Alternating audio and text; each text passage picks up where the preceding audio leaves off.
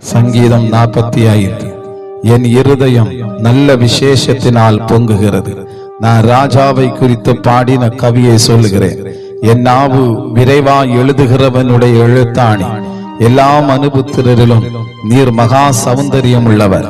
உம்முடைய உதடுகளில் அருள் பொழிகிறது. ஆகையால் தேவன் உம்மை என்றென்றைக்கும் ஆசீர்வதித்திருக்கிறார்.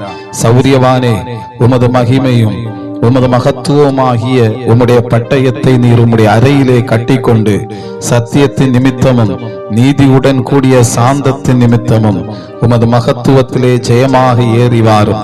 உமது வலதுகரம் பயங்கரமானவைகளை உமக்கு விளங்க பண்ணும்.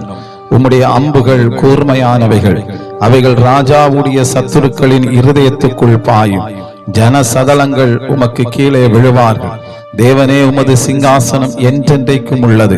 உமது ராஜ்யத்தின் செங்கோல் நீதி உள்ள செங்கோலாயிருக்கிறது. நீர் நீதியை விரும்பி அக்கிரமத்தை வெறுக்கிறீர். ஆதலால் தேவனே, உம்முடைய தேவன் உமது தோழரை பார்க்கிலும் உம்மை ஆனந்த தைலத்தினால் அபிஷேகம் பண்ணினார். தந்தத்தினால் செய்த அரண்மனைகளிலிருந்து புறப்படுகையில் நீர் மகிழும்படி உமது வஸ்திரங்கள் எல்லாம் வெள்ளை போளம், சந்தனம், லவங்கம் இவைகளின் வாசனை பொருந்தியதாயிருக்கிறது. உமது நாயகிகளுக்குள்ளே அரசரின் குமாரத்திகள் உண்டு. ராஜஸ்திரி ஒப்பீரின் தங்கம் அணிந்தவளாய் உமது வலது பாரிசத்தில் நிற்கிறாள். குமாரத்தியே கேள், நீ உன் செவியை சாய்த்து சிந்தித்துக்கொள். உன் ஜனத்தையும் உன் தகப்பன் வீட்டையும் மறந்துவிடு.